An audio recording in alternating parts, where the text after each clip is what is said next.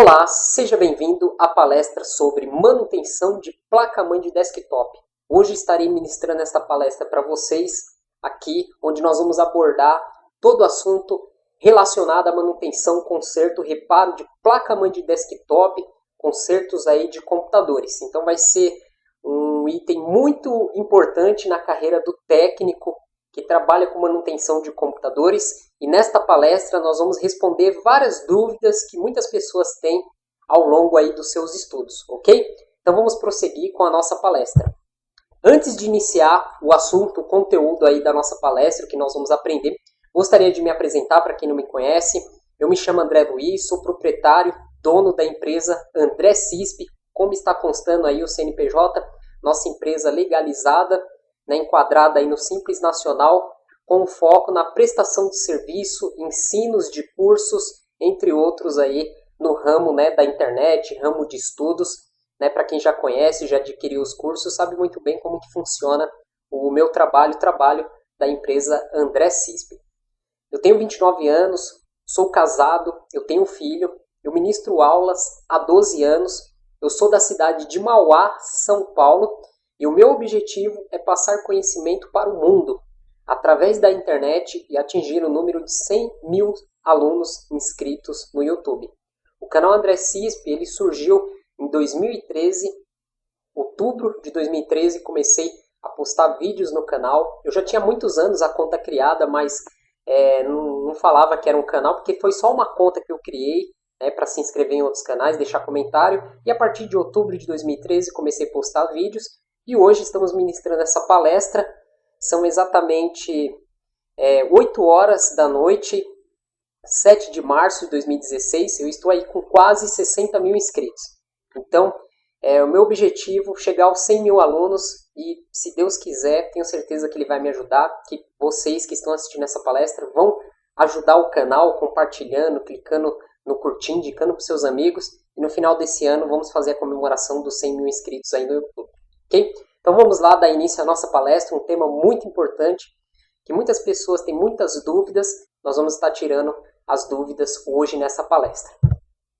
O que nós vamos abordar hoje na nossa palestra? Nós vamos falar sobre instrumentação, os equipamentos, as suas funções e quando nós vamos usar esse equipamento na bancada, no conserto, na identificação do problema aí que surge nas placas. Nós vamos falar sobre eletrônica para a placa-mãe. É importante você saber a eletrônica destinado à placa-mãe de computadores de desktop. E nós vamos explicar um pouquinho sobre isso hoje. Vamos falar sobre a introdução à placa-mãe. Vamos falar sobre o funcionamento do computador. Nós vamos abordar algo aqui muito importante nessa palestra, que é o defeito placa não liga. E também vamos abordar o defeito placa liga, porém não inicializa, que tenho certeza que é o defeito que mais aparece para a maioria dos técnicos, para quem é iniciante ou para quem já trabalha há muitos anos. Placa não liga ou placa liga, porém não inicializa. Nós vamos falar sobre as novas engenharias, onde você vai ficar atualizado sobre os novos tipos de placa-mãe, os novos tipos de equipamentos que estão surgindo aí no mercado. E vamos explicar também a sequência correta para os estudos. Tem muitos alunos que têm dúvida o que estudar primeiro. Então existe uma sequência correta para você ter um melhor aproveitamento em relação aos seus estudos. Então vamos lá. Então pessoal, seguindo a sequência do slide anterior, nós vamos começar falando sobre a instrumentação. Vamos falar sobre os tipos de multímetros. Todo técnico trabalha com bancada, com conserto, tenho certeza que tem um multímetro, seja analógico ou digital. Qual multímetro comprar, qual ter? Eu recomendo você ter os dois. Você ter um multímetro analógico e ter um multímetro digital. Dê preferência para os multímetros mais caros. Tem multímetro analógico aí, bem baratinho, porém não dura muito. A sensibilidade muito fraca. E do mesmo jeito o multímetro digital, aqueles amarelinhos que quebra fácil. Então eu recomendo você investir um pouquinho mais nesses equipamentos, que são equipamentos que você tem que ter. Sem um multímetro fica muito difícil você realizar os testes, porque o multímetro, tanto analógico quanto digital, nós usamos aqui para medir as tensões. O multímetro ele tem aqui do lado esquerdo, digital, para medir as tensões de corrente contínua.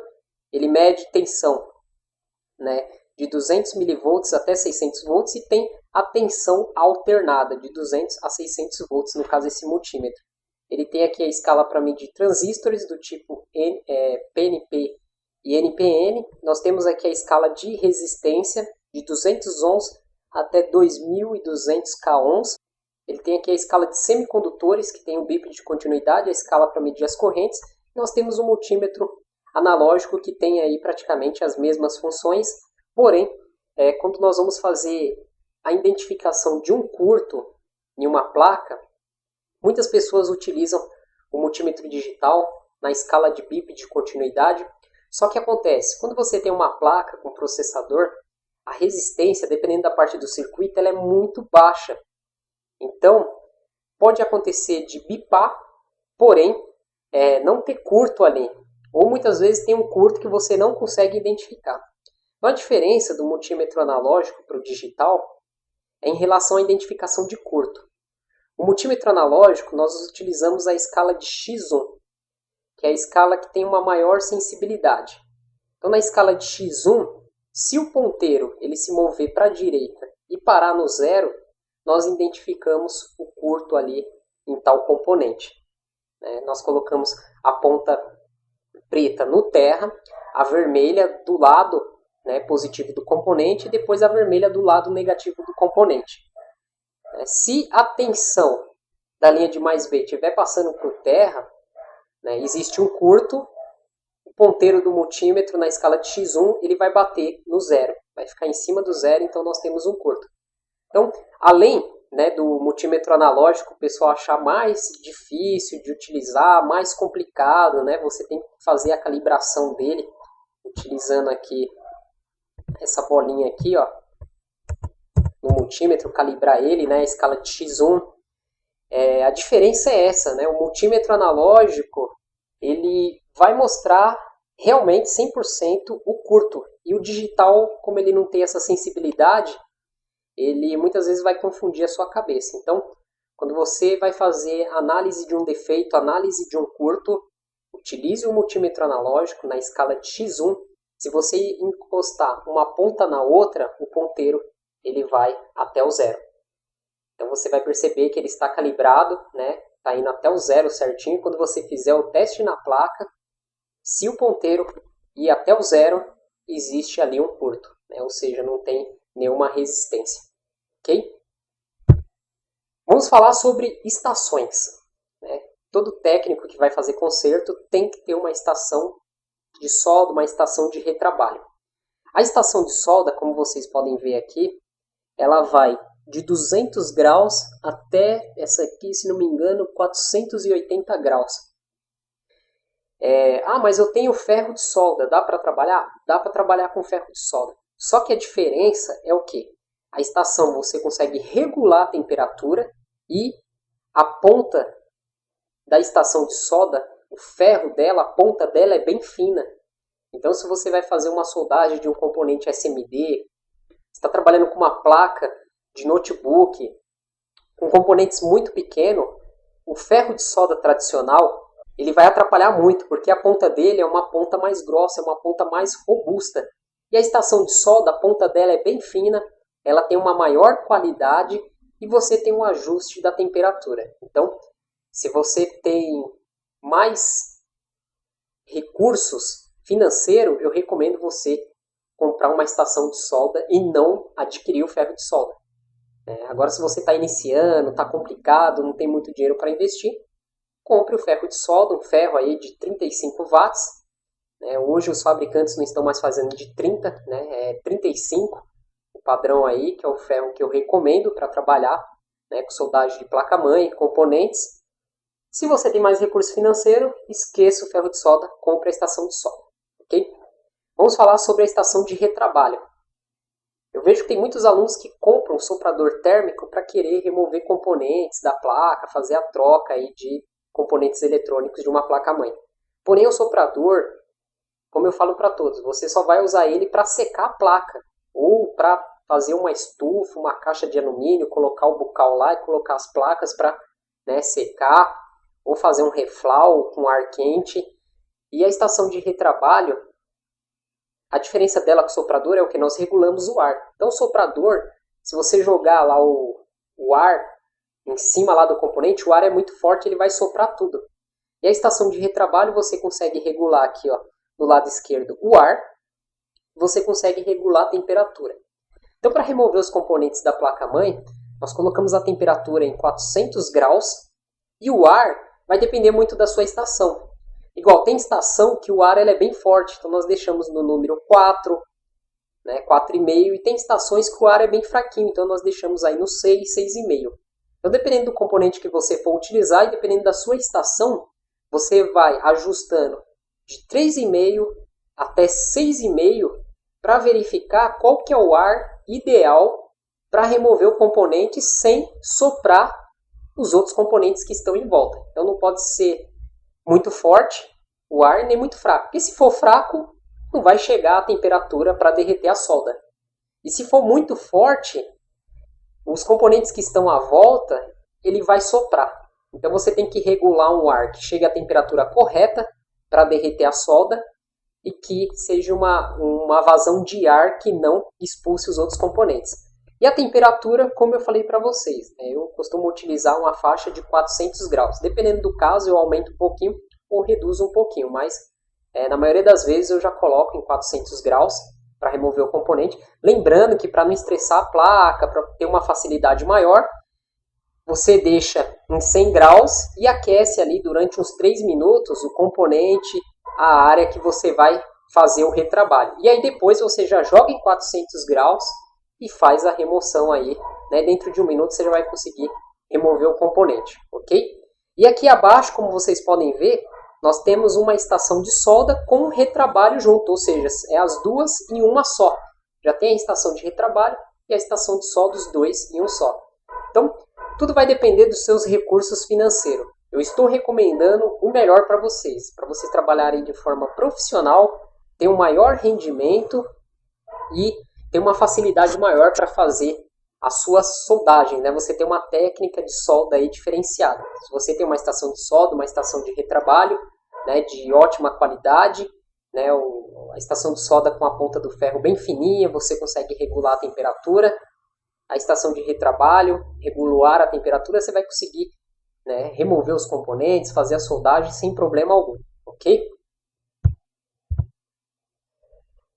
Continuando a nossa parte de instrumentação, vamos falar da fonte de bancada, a fonte assimétrica. A fonte assimétrica nós utilizamos para colocar uma tensão na placa ou em uma determinada malha da placa, em uma determinada parte do circuito.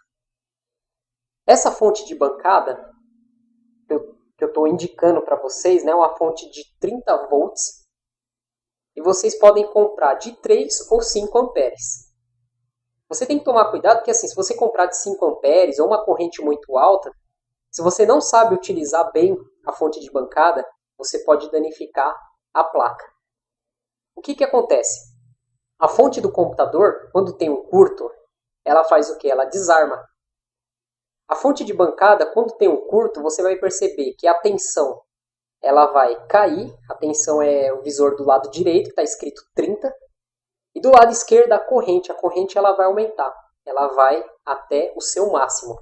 Então, se você tem uma fonte de bancada, uma fonte assimétrica de 3 amperes, e você vai alimentar uma placa-mãe ou uma placa de notebook, lá, suponhamos, vai com 12 volts, se tiver um curto, a corrente ela vai aumentar. Ela vai bater no 3 e a tensão vai cair. Nesse momento, você vai remover a alimentação da fonte de bancada da placa e vai verificar o componente que esquentou, que é um componente que teve um maior consumo da corrente.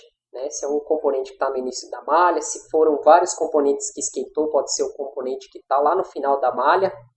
E aí você vai ter que utilizar, né, os conhecimentos de eletrônica, o multímetro analógico, para identificar qual é o componente curto ou remover e fazer o teste a fio, né, fora aí da placa.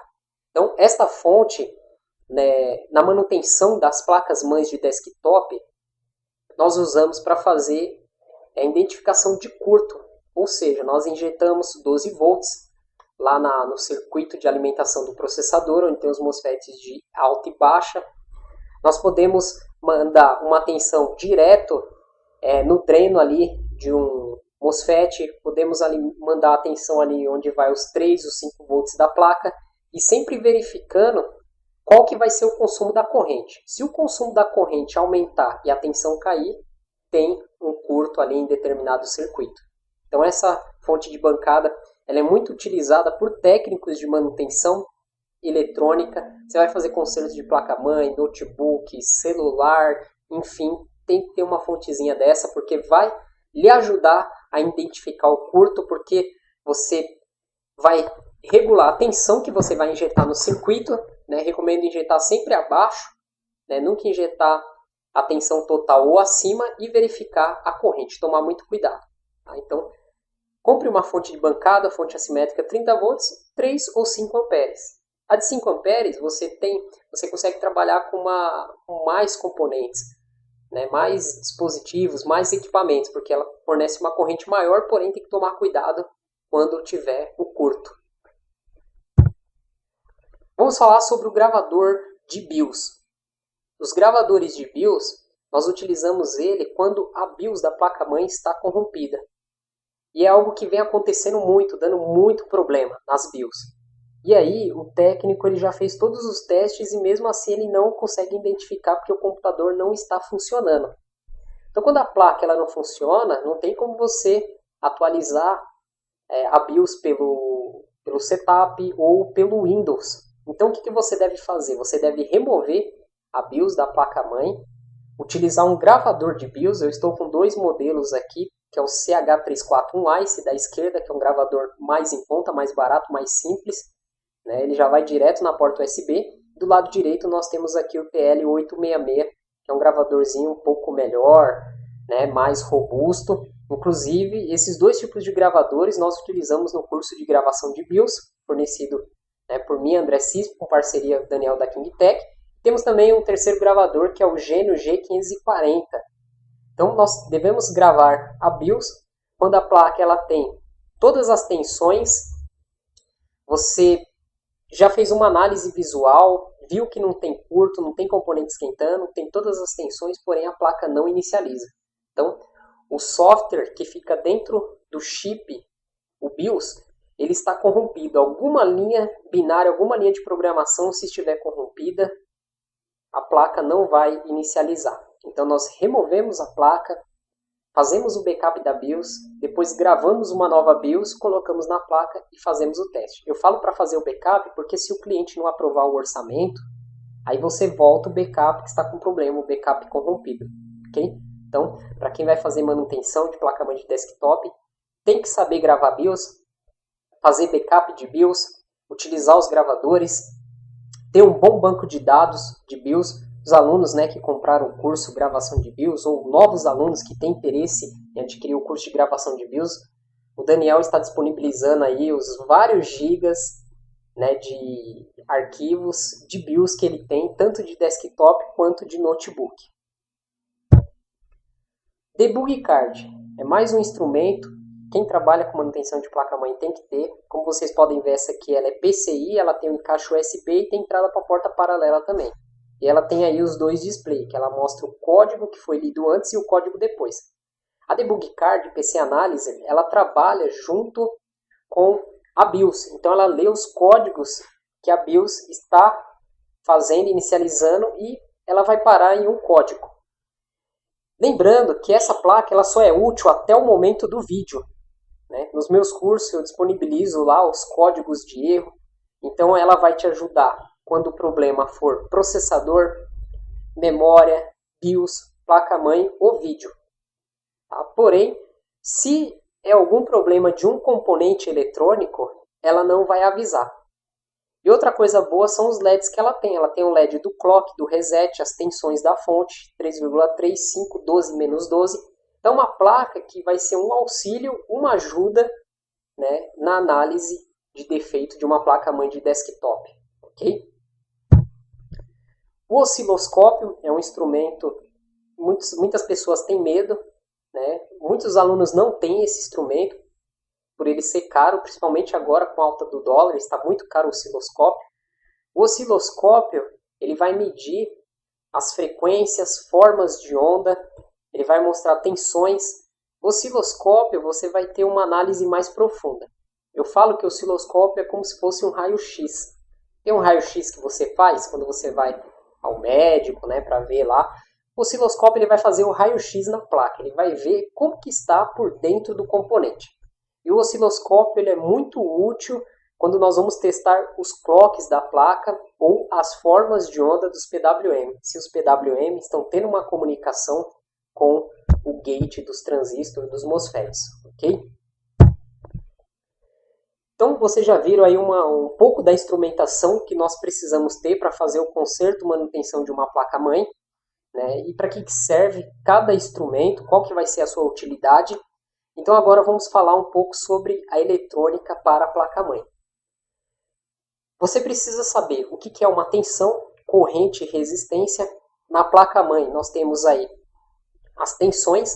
A placa ela recebe tensão da fonte, que são as tensões de corrente contínua. A tensão, né, ela é medida em volts. A tensão ela tem a sua diferença de potencial, lado positivo e negativo. Então nós temos na placa aí, entrando nela 3,3, 5, 12, menos 5, menos 12. E depois nós vamos ter várias fontes internas que vão regular as tensões, no caso tensão de V-core, 1, alguma coisa de volts. As memórias, né, vai depender aí se é DDR1, DDR2, DDR3 ou DDR4. Né, vai ter aí as tensões de 3,3, 2,5, 1,8, 1,5. Quanto mais atual a DDR, menor a tensão. E quanto mais antiga a memória DDR, maior é a tensão. E nós temos corrente na placa também. Como eu falei, quando a corrente ela vai direto para o terra, nós temos aí o curto-circuito. Lá na fonte de bancada você vai ver que a corrente aumenta. E a corrente ela é um movimento coordenado dos elétrons no condutor quando nós aplicamos uma tensão. Então, quando você tem uma tensão, você tem o movimento da corrente. E um componente, quando ele entra em curto, quando ele está consumindo toda a corrente para ele, ele esquenta. E aí você consegue identificar qual é a malha da placa-mãe, qual que é a parte que está consumindo corrente, que você vai ter que fazer a substituição desse componente. Normalmente, muitos capacitores de filtro, os capacitores SMD, eles dão esse problema. Esses capacitores de cerâmica, pequenininho na placa, que filtram aí o ruído para o terra, eles costumam dar muito problema. E a resistência, a resistência da placa é medida em ohms. Aí falando em tensão, corrente e resistência, nós temos a lei de Ohm, que é ensinado no curso de eletrônica, que eu tenho em parceria com o Erinaldo da Tec Santos. Você vai aprender toda essa parte de eletrônica. Então, para você ser um bom técnico de manutenção, saber consertar aí placa-mãe, reparo de placa-mãe, também manutenção geral nos computadores, inclusive na fonte, você tem que estudar o que é uma tensão, o que é corrente e resistência. E no multímetro nós temos a escala para fazer o teste de tensão. Tem que tomar cuidado, porque tem lá tensão alternada e contínua. Alternada é a tensão que vem da rede elétrica, que sai das nossas tomadas. E a contínua é a que sai dos transformadores, no caso, a fonte de alimentação. O multímetro ele vai medir a corrente também. Nós temos as correntes baixas, que são miliamperes, e temos as correntes altas, que são medidas em amperes. E nós temos aí as resistências, que são medidas em ohms, a letra grega. Nós temos os transistores do tipo FET. Na placa-mãe nós temos diversos transistores do tipo FET, conhecido como os transistores MOSFET. Nós temos os transistores do tipo canal N e canal P, que trabalham de forma inversa, quando recebe uma tensão maior ou menor no gate. Aí no curso de eletrônica você vai aprender perfeitamente como identificar e como fazer o teste de um transistor do tipo canal N e canal P. Nós temos também os transistores bipolares na placa-mãe. Nós temos diversos componentes SMD, que são componentes aí pequenos, soldados sobre a placa. Nós temos circuitos integrados, que são CIs, onde dentro deles nós temos várias funções. Nós temos a tensão de mais B, o que é um curto. Você tem que saber isso para você conseguir trabalhar com a placa-mãe. né? Já expliquei um pouquinho sobre o curto, fazendo a identificação com a fonte assimétrica, quando a tensão ela vai direto para o terra. Nós temos BGA, nós temos os clocks e PWM. Então, se você souber fazer análise, né, de todos esses itens aqui, você entender cada item desse perfeitamente, você vai conseguir fazer o conserto de qualquer placa-mãe, ok? Então, a eletrônica para a placa-mãe é isso que você precisa saber. Você precisa estudar a eletrônica para a placa-mãe, mas estudar o quê? Tensão, corrente, resistência, transistores do tipo FET. Você vai estudar os transistores do tipo canal NP, vai estudar os transistores bipolares, vai estudar um pouco sobre os componentes SMD. Quais são os componentes SMD que nós temos numa placa-mãe? Nós temos resistores, capacitores, nós temos MOSFETs, nós temos bobinas, fusível, né? São esses componentes SMD que nós temos, né, na placa-mãe. Os CIs, que são os circuitos integrados, nós temos vários circuitos integrados, vários CIs na placa-mãe. Estudar tensão de mais B na placa, quais são as tensões de mais B, o caminho dela. Estudar o que é um curto-circuito, como identificar um curto-circuito, né? Estudar o que é uma BGA. A BGA é um circuito integrado onde ela tem várias funções na placa. Né? Nós temos placas que têm 2 BGAs e placas que têm somente uma BGA, só tem ali um controlador de circuito. Estudar a parte de clocks, que são as frequências. A placa-mãe ela precisa de frequências para fazer o processador funcionar, a memória. Né? Então, nós temos os cristais junto com o gerador de clock. O gerador de clock ele vai pegar a frequência fixa do cristal e vai multiplicar para mandar para o processador. O circuito do processador vai multiplicar para aumentar mais ainda essa frequência. E assim funciona para a memória e para outros componentes. E nós temos aí os circuitos de PWM, né? Os PWMs eles se comunicam com os MOSFETs, né, de entrada e saída, se comunicam com o gate, né? Eles têm uma forma de onda, uma comunicação com os gates, e nós conseguimos analisar essa comunicação com o osciloscópio, ok? E tem alguns outros itens também da placa-mãe, né, de eletrônica, mas basicamente é isso. Você estudando isso, você vai ficar fera e vai conseguir fazer o reparo, o conserto de qualquer tecnologia, de qualquer placa-mãe. Agora vamos falar do funcionamento de um computador para depois partirmos para os principais defeitos. Placa não liga e placa liga e não inicializa. Então no computador nós temos a placa-mãe, que é a placa principal, onde vai ligado, integrado todos os outros dispositivos. Nós temos a fonte ATX, que vai transformar a corrente alternada em corrente contínua e vai rebaixar as tensões para alimentar a placa-mãe. E a placa-mãe vai pegar essas tensões e vai mandar para o processador, memória, entre outros componentes que estiverem ligados nela. O processador, que é a CPU, a unidade central de processamento. O processador, ele recebe os dados, ele faz os seus cálculos matemáticos e dá a saída do seu processamento. Nós temos o cooler, né, para refrigerar a placa-mãe, ou cooler de gabinete, memórias, né, a memória RAM, que vai armazenar os dados que são processados pelo processador, o HD, que vai armazenar as informações do computador, né, os arquivos, os programas. Nós temos leitores, né, de DVD, CD, Blu-ray, cartões, e nós temos o monitor, que vai mostrar tudo que está sendo executado ali pelo seu computador, pelo processador. Então, como que funciona? Quando você liga o computador, né, você ligou o computador, a fonte, ela já tem uma tensão na placa-mãe que chama tensão de standby. Se a fonte não tiver com essa tensão de standby, a placa não liga. Então, antes de você apertar o botão Power, a placa-mãe ela já recebe uma tensão, que chama tensão de standby. Você apertou o botão, a placa-mãe ela vai fechar um curto lá no fio verde, né, que é o Power On com terra, para a fonte ligar e liberar as outras tensões. A fonte ela tem um fio que faz o monitoramento das tensões. Se tiver tudo ok, não tiver curto na placa, ela vai alimentar a placa-mãe e, ao mesmo tempo, vai alimentar o circuito do processador. Nesse momento, é executado o BIOS. O software da BIOS ele vai fazer o quê? Ele vai fazer a identificação de todo o hardware e vai fazer a inicialização do boot. E aí nós temos o processador né, que é responsável em fazer todos os cálculos matemáticos. O processador ele trabalha com os bits, que são os números binários, e o processador, né, fazendo os cálculos binários, a BIOS inicializando. Depois de tudo isso é que vai carregar o Windows. Então como que funciona, né, o funcionamento do computador? Basicamente, você ligou o computador, a fonte estando ok, placa-mãe ok, liga, o processador começa a fazer os seus cálculos, a BIOS é inicializada, o boot é inicializado. O processador ele vai buscar o Windows está guardado, instalado no HD. O processador ele busca os bits do Windows e manda para a memória RAM. Então ele vai fazendo isso, o processador. Ele pega os bits do HD e manda para a memória. Ele vai lá no HD, pega um pouquinho e manda para a memória. Depois que a memória armazenar tudo que o processador pegou lá do HD, calculou e mandou para a memória, vai dar o vídeo, vai ter lá o Windows, né, bonitinho. Quando você desliga o computador, os dados da memória RAM são apagados. A memória RAM é uma memória volátil. O que é uma memória volátil?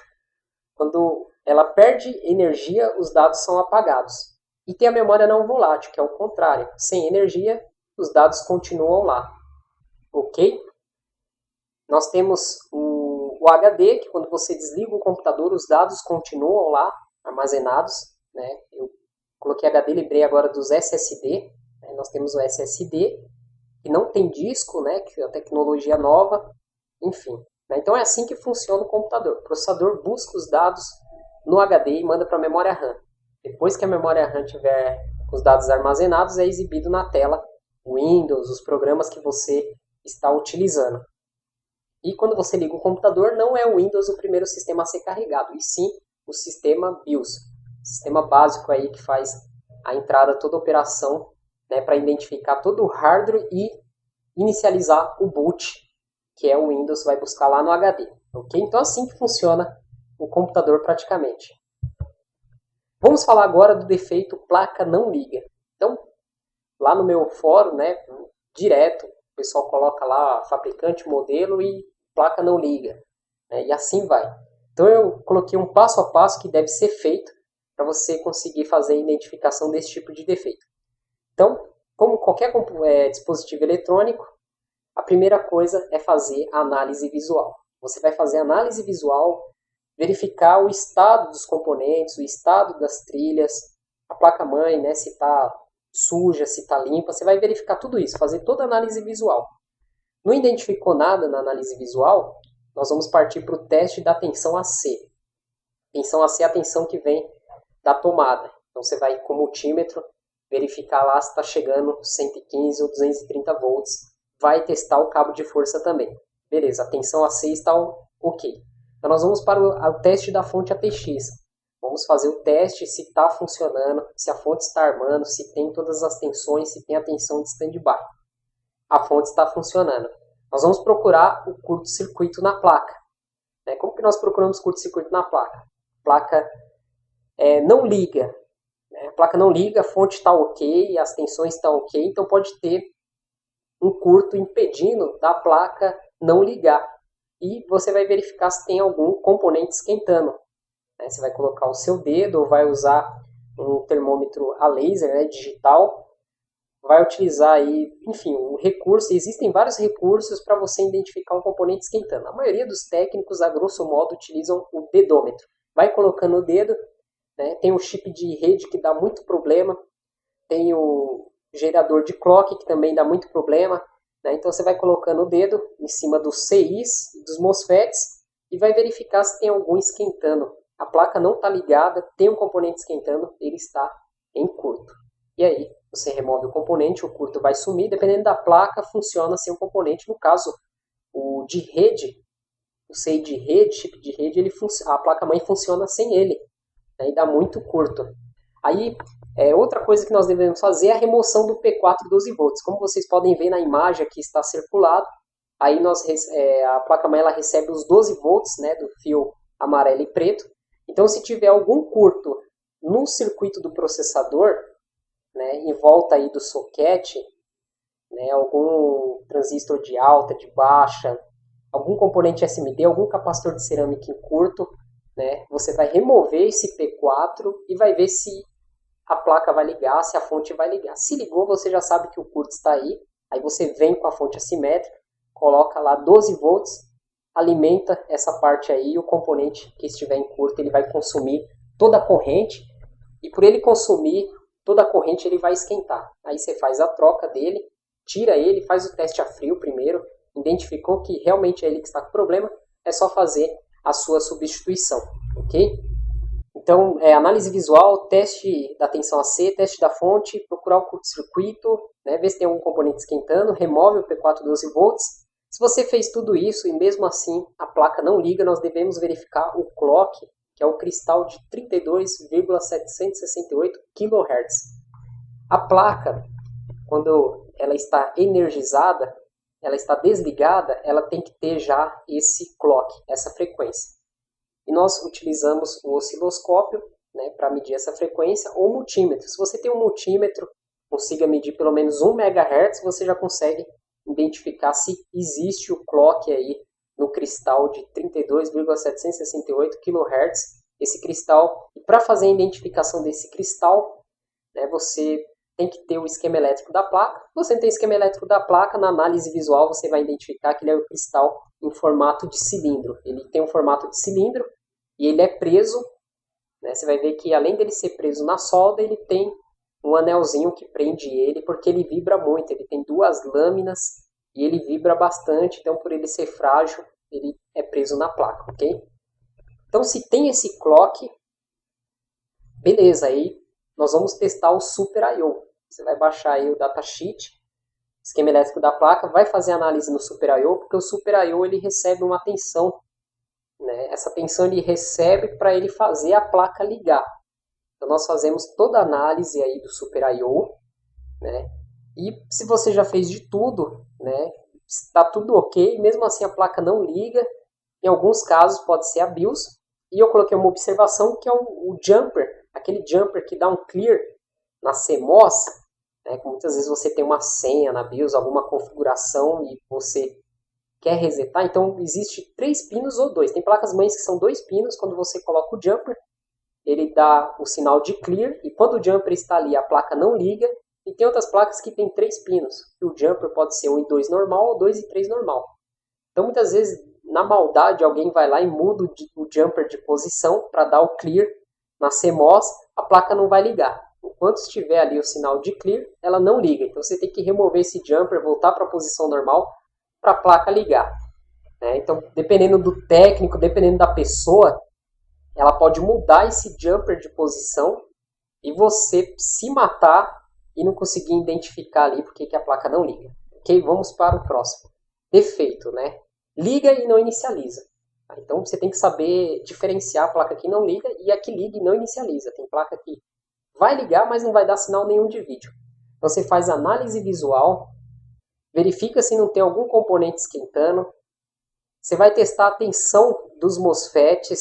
Tá? Se os MOSFETs estiverem com todas as tensões, né, o circuito do processador, circuito de memória, alimentação de BGA, sinal de PWM, clocks das placas, né, análise visual está ok, não tem curto, não tem componente esquentando, todos os componentes estão com as tensões corretas de alimentação do processador, alimentação da memória, né, como eu falei, dependendo da memória, se for DDR1, DDR2, DDR3, você vai verificar as tensões, né, DDR2 é 1,8 volts, de 1,7 a 1,9, né, no próprio slot da memória tem marcado aí essa tensão, a tensão que alimenta a BGA está ok, que alimenta a memória, a BIOS está recebendo a tensão de 3 volts, né, Super I/O, o PWM está se comunicando, e mesmo assim não dá vídeo, e tem os clocks, né, você já mediu aí o clock de 32 kHz, mediu aí o clock de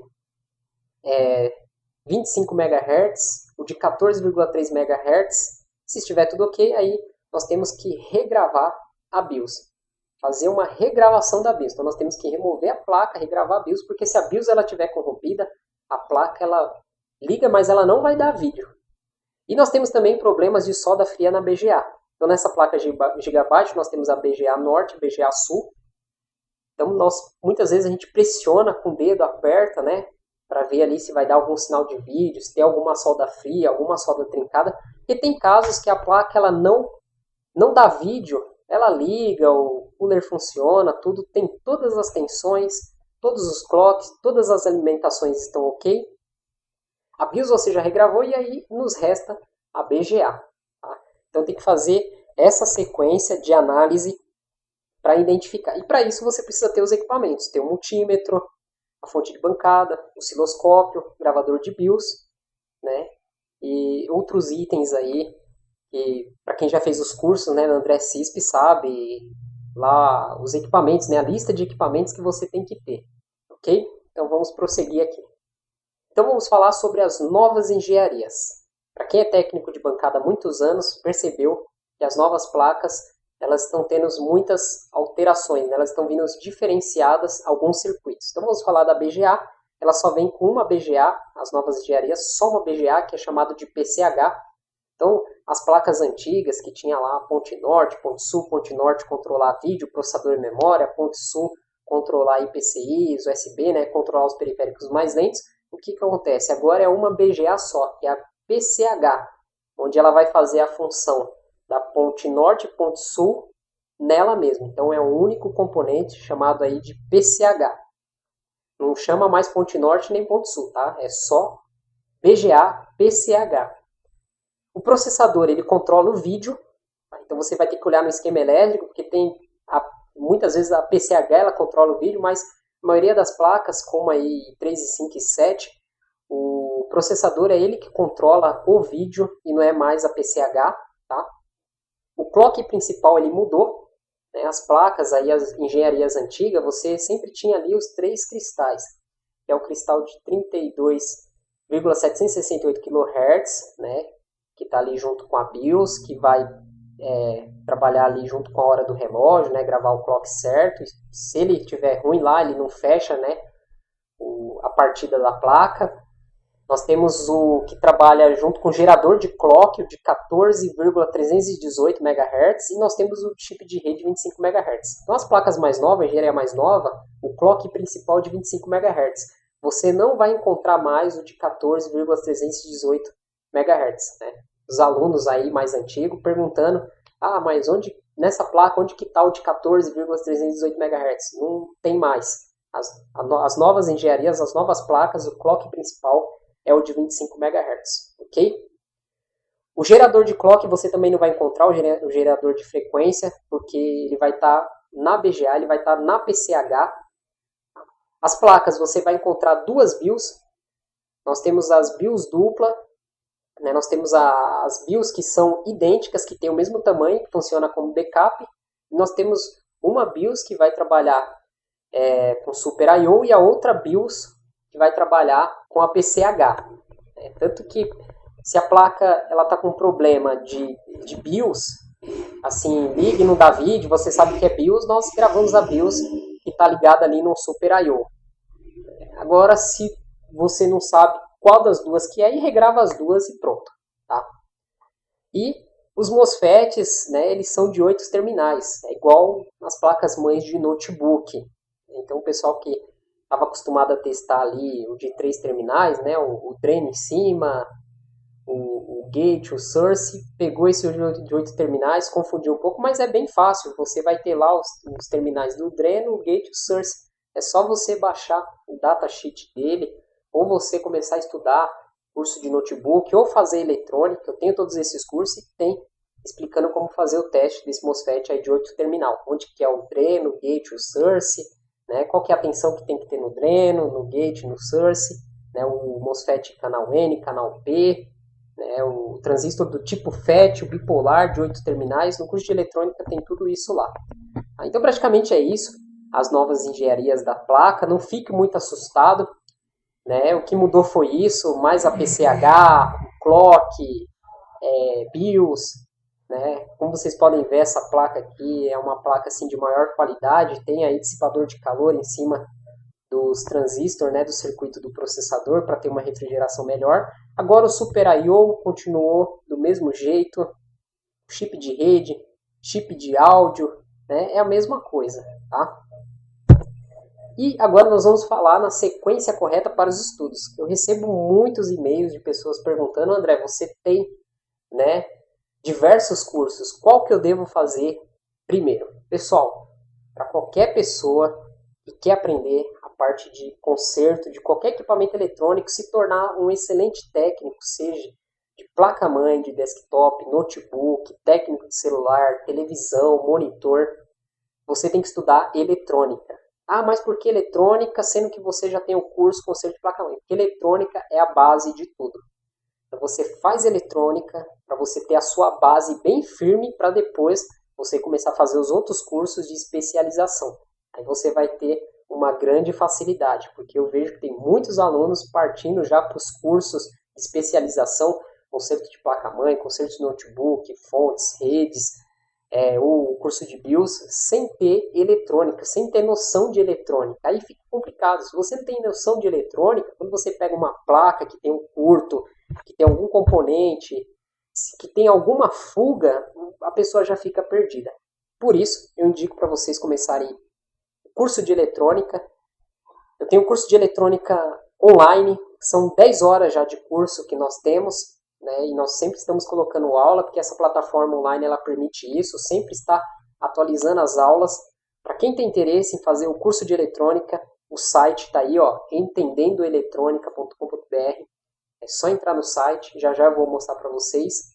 Deixa o seu e-mail lá, se inscreve para receber as aulas grátis, receber todas as informações, tire as suas dúvidas e faça o nosso curso de eletrônica. Esse curso eu fiz em parceria com o Erinaldo da Tec Santos, né, mais de 20 anos, ele é técnico de eletrônica, elétrica, tem uma grande experiência, ok? Ah, professor, você está fazendo aí o seu jabá, né? Pessoal, os cursos que patrocinam todo o conteúdo que é disponibilizado gratuito no YouTube. São esses cursos que estão patrocinando essa palestra para vocês, esse conhecimento a mais. E eu falo para vocês, né, no YouTube, na internet, tem muito material bom, só que é muito material picado, incompleto. E no curso você vai ter lá o passo a passo. Você vai ter o início, o meio e o fim. Aulas completas, direto ao assunto, sem esconder nada. Por isso que eu indico investir em curso. O curso de eletrônica presencial é caro. Você vai pagar matrícula, material didático, e mais as mensalidades, são 18 mensalidades, você vai gastar alguns milhares de reais para fazer o curso. E o curso de eletrônica, você vai pagar uma única vez e vai poder estudar em qualquer lugar que você estiver. Qualquer lugar, é só você ter um computador com internet. Nós temos também o curso online de gravação de BIOS de notebook e desktop. São 6 horas de curso. É só acessar o site cursodebios.com.br. Esse curso eu fiz em parceria com o Daniel da Kingtech. Ele tem anos de experiência. Nós fizemos o curso aí utilizando o gravador CH341A, o Genio G540, e eu vou colocar aulas novas com o TL866. Muitos alunos têm esse gravador, é um gravador que está em alta, muitas pessoas estão comprando, então eu vou colocar um módulo novo utilizando esse gravador aí. Como gravar BIOS de um notebook e desktop, e comprando o curso de BIOS, você vai ter acesso ao banco de dados de BIOS de notebook e desktop, disponibilizado aí para os alunos, ok? Eu tenho também os cursos em DVDs ou em download. Nós temos o curso Conserto de Placa-Mãe de Desktop, que são 3 DVDs, cada DVD é 1h30. Nós temos o de Notebook, que são 3 DVDs também, cada DVD é 1h30. Nós temos o curso de Redes de Computadores, que são 3 DVDs, cada DVD é 1h30. Temos o curso de Fontes ATX, aqui tem um erro, tá? São 2 DVDs. Nessa de 3 acabei colocando 3, vi agora, são 2 DVDs. E nós temos um pacote com mais de 4.500 esquemas elétricos de notebook e desktop, e tem 8 videoaulas grátis ensinando a fazer a leitura de esquemas elétricos de placa-mãe. Tá? Então são 2 cursos online e 5 cursos em DVDs ou via download. Eu estou trabalhando para lançar novas versões dos cursos em DVDs via download, e os alunos que já compraram as versões anteriores, 1.0, 2.0, vão receber de graça as versões novas. Para quem comprar essas versões, legal, você vai estudar essa versão e depois vai receber as versões novas, vai demorar ainda mais um pouquinho, tá, para eu lançar essas novas versões. Ou possa ser, né, dependendo se você não assistiu essa palestra hoje, né, se você não assistiu essa palestra agora, né, o mês de março, possa ser que se você assistiu essa palestra, depois de 2, 3, 4 meses, já tem as novas versões do curso. Então eu estou deixando os links aqui, ó, vou mostrar para vocês. Vamos abrir aqui a internet. Ó. Esse é o curso de eletrônica, tá? Entendendoeletronica.com.br.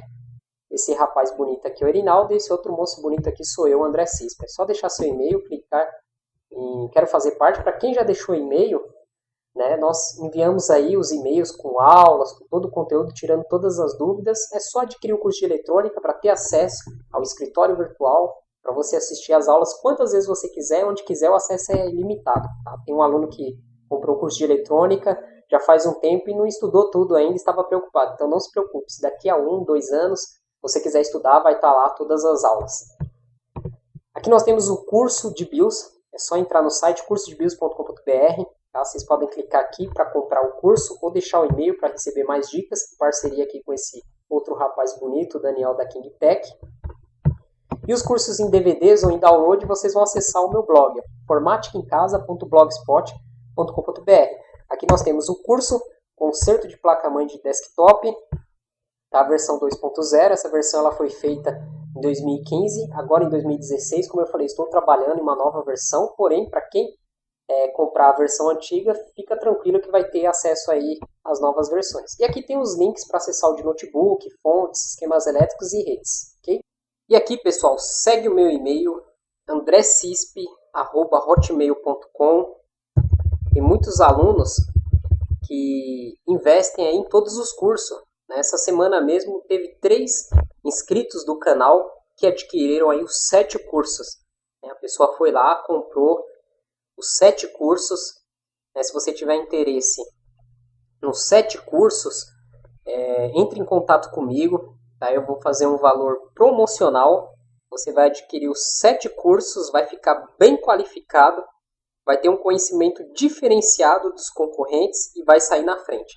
Se você tem interesse em 3 ou mais cursos, ou tem interesse nos 7 cursos, me manda um e-mail escrito assim, ó, André, tenho interesse em tantos cursos. E manda o nome dos cursos que você tem interesse. No caso, seja 3, 4, 5, 6 cursos. Agora, se você tem interesse em todos os cursos, é só escrever lá.